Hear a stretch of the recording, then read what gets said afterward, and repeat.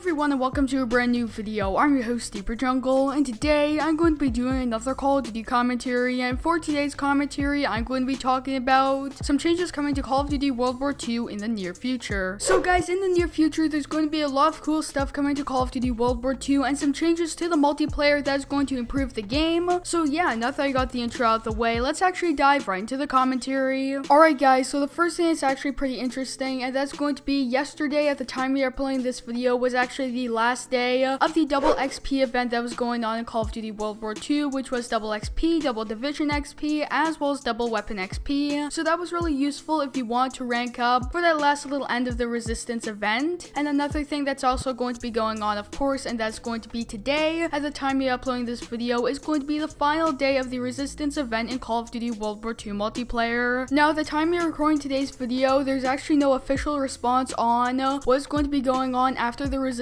event is over, being that what's going to be happening to the contracts, what's going to be happening to the supply drops, and all kinds of things like that. Now, if I were to give an assumption, it's probably going to be going the same way as the Winter Siege event back in January. And as for the people that still have orders as well as contracts for the resistance event, I'm assuming that you're probably going to be able to complete them as well, and then you're also going to be able to have the supply drops that you're already saved up, and you can open them and get resistance event items. However, you won't be able to access them by actually buying the collections. So if I were to give a guess, I would say that's going to be going that way, because that's how they dealt with the Call of Duty WW2 Winter Siege event. However, soon enough we are going to be getting an official response from Sledgehammer Games. So yeah, that's the first thing that I wanted to say in this video. Another thing that's actually going to be going on and is pretty interesting, and that's going to be on March 1st, is going to be the release date of the Call of Duty WW2 DLC 1 for the Xbox One as well as PC. Now, it is pretty unfortunate that, of course, the DLC is going to be coming out on March 1st, which is actually going to be a couple days after the end of the Resistance event, which is pretty unfortunate because I know that on PS4 it was a pretty big thing because, of course, halfway through the Resistance event the DLC came out. However, again, it is unfortunate that the DLC is going to be coming out for Xbox as well as PC after the Resistance event is over. Alongside that, there was actually a new update for Call of Duty World War II that changed around the sprint out times, and it's actually changed around for a bunch of weapons, as well as there was actually some weapon tuning that came into Call of Duty World War II that changed around some of the weapons. For example, the Kar 98K as well as the M1903 Springfield got a slight quickscoping nerf, being that the aim down sight times is a little bit slower on those two weapons now,